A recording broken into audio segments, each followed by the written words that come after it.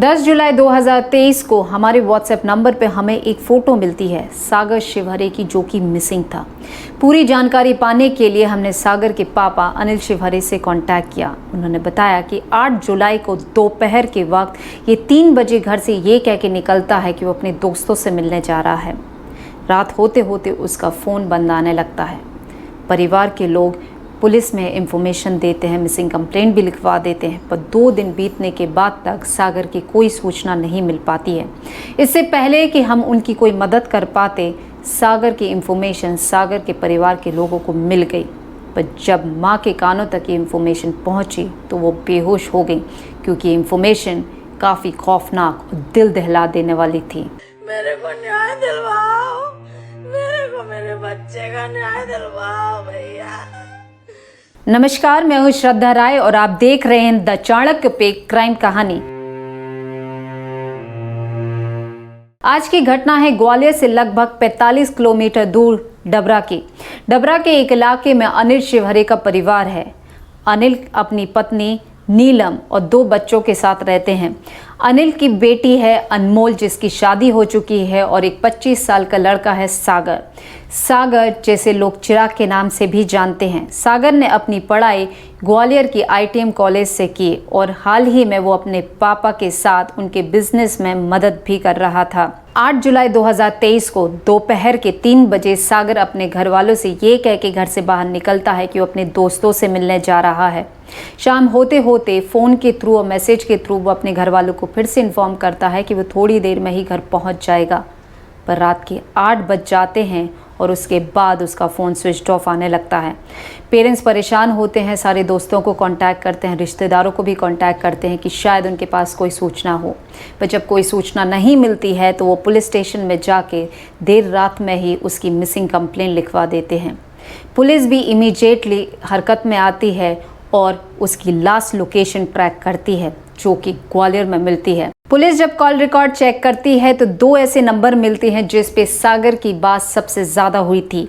पहला था अंश जादौन का। अंश जादौन जो कि ग्वालियर में रहता था और ITM ग्वालियर से ही उसने अपनी पढ़ाई की थी, यानी कि वो सागर का जूनियर भी था। इसके अलावा सागर और अंश के बीच में काफ़ी अच्छी दोस्ती भी थी, साथ में इन लोगों ने काफ़ी ट्रिप भी किए थे। अगले दिन यानी कि 9 जुलाई को अंश अपने पापा के साथ डबरा पुलिस स्टेशन इंट्रोगेशन के लिए पहुंचता है। इंट्रोगेशन के दौरान वो बताता है कि वो सागर से नहीं मिला, पर फ़ोन पे ज़रूर बात हुई थी, क्योंकि सागर उस समय नोएडा जा रहा था अपने ही पापा के किसी काम से। इसके अलावा उसे कोई सूचना नहीं है कि सागर किधर है। पर कहीं ना कहीं पुलिस को इस पे डाउट था, क्योंकि सागर की लोकेशन और अंश की लोकेशन सेम थी। और पुलिस ने अब दूसरे नंबर से भी कांटेक्ट बनाया, जो कि दृष्टि ग्रोवर का था। दृष्टि ग्रोवर का घर सागर के घर के पास यानी कि आधा किलोमीटर के रेडियस में ही है। दृष्टि अपने माता पिता और अपनी 2 बहनों के साथ रहती थी। दृष्टि ने सागर के साथ ही ITM कॉलेज ग्वालियर से अपनी पढ़ाई की थी। इन दोनों की न केवल अच्छी दोस्ती थी, बल्कि 6 साल से इनका अफेयर भी चल रहा था, जिसके बारे में दोनों के परिवार को जानकारी भी थी। यहाँ तक कि सागर ने उसके केक शॉप को भी फाइनेंस करवाया था और उसके iPhone को भी सागर ने ही फाइनेंस करवाया था। हालांकि अंश दृष्टि और सागर का जूनियर था, पर इनके बीच में काफ़ी अच्छी दोस्ती हो गई। दोस्ती इतनी गहरी हो गई कि ये सब मिलके आउटडोर ट्रिप भी बनाने लगे। यहाँ तक कि सागर, अंश और दृष्टि ने बेंगलोर में जॉब करने का फैसला लिया और तीनों ने बेंगलोर पहुंचकर एक फ्लैट भी लेना चाहा, जहां पे दृष्टि, सागर, अंश और कुछ और दोस्त मिलके रहने वाले थे और अपना अपना जॉब करते। पर क्योंकि दृष्टि के जॉब में कुछ प्रॉब्लम हो गई, इसीलिए वो डबरा वापस आ गई और दृष्टि के पीछे सागर और अंश भी वापस जॉब छोड़कर आ गए। दृष्टि ने अपने इंट्रोगेशन में ये पुलिस को बताया था कि 8 जुलाई को उसकी सागर से बात हुई थी, क्योंकि सागर ग्वालियर जा रहा था और उसे बस स्टॉप तक छोड़ने के लिए उनका दूसरा दोस्त सार्थक गया था। पुलिस ने जब सार्थक से कंफर्म किया तो सार्थक ने बताया कि वो ही सागर को ग्वालियर की बस में बिठा के आया था। और दूसरी तरफ अंश से लगातार इंट्रोगेशन हो रहा था। लगभग 18-20 घंटे के इंट्रोगेशन के दौरान अंश का सिर्फ इतना ही कहना था कि उसे नहीं पता है कि सागर किधर है। पर एक कांस्टेबल अविनाश की वजह से ये पूरी गुत्थी सुलझ गई, क्योंकि उसने अंश को कॉन्फिडेंस में लिया और अंश ने सच बता दिया। अंश ने बताया कि 8 जुलाई 2023 को सागर उससे मिलने के लिए ग्वालियर आया था।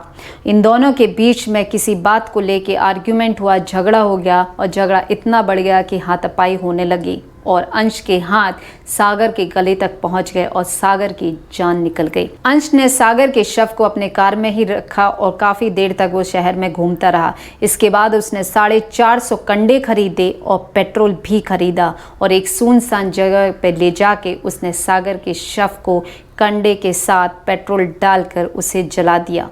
पर उसे कहीं ना कहीं संदेह था कि ये पूरा शव जल पाएगा या नहीं, इसलिए सुबह सुबह यानी कि लगभग 5 बजे के आसपास ये उसे देखने के लिए गया कि सागर का शव जला है कि नहीं।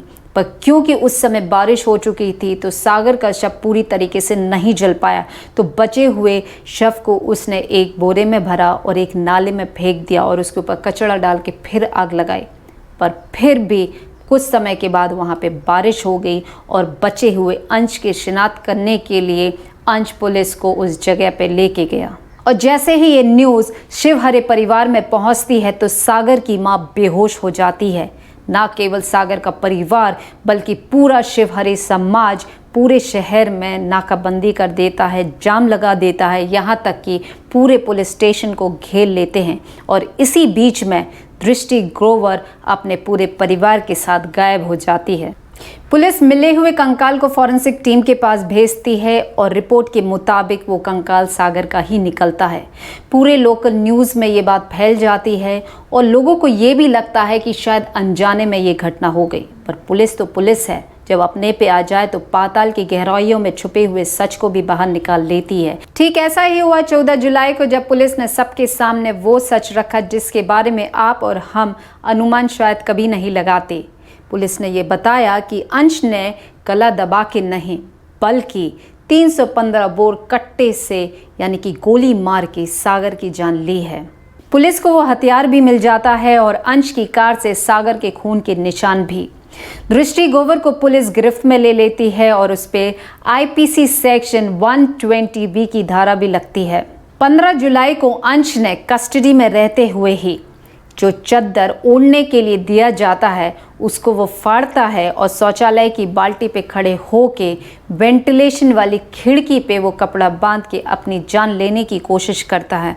उसके बाद उसे प्राइवेट हॉस्पिटल में एडमिट कर दिया गया। अंश, सागर और दृष्टि, इन तीनों के बीच में काफ़ी समय से टेंशन चल रही थी क्योंकि सागर अपने रिलेशनशिप को लेके काफ़ी सीरियस था। इसीलिए वो लगातार दृष्टि को समझा रहा था कि वो अंश से दूरी मेंटेन करके चले, पर शायद दृष्टि सुन नहीं रही थी या सुनना नहीं चाहती थी और अंश से इतनी ज़्यादा क्लोज हो गई कि वो दूसरे नंबर से अंश से कांटेक्ट में रहने लगी। और इसी लव ट्रायंगल के चलते इन तीनों के बीच में काफ़ी बार डिस्कशन होता है, कॉन्फ्रेंस कॉल भी होते हैं और अंश के पास पाए गए दृष्टि और अंश के इंटीमेट वीडियोस और फोटो ही शायद रीज़न बनता है कि सागर अंश से मिलने के लिए ग्वालियर पहुंच जाता है। अब सबसे बड़ा प्रश्न ये खड़ा होता है कि दृष्टि, जिसका अफेयर सागर से 6 साल से चल रहा था और कुछ महीने पहले ही वो अंश से मिलती है और उसके साथ भी पैरेलली अफेयर रखती है, आखिर नैतिक तौर पे ये कितना जायज़ है? अंश, आखिर उसे दृष्टि का कौन सा एडिक्शन लग चुका था कि उसने सारी हदों को पार कर दिया? ज़रा उस माँ के बारे में सोचिए जिसके चिराग का जन्मदिन 11 अगस्त को आने वाला है। नमस्कार।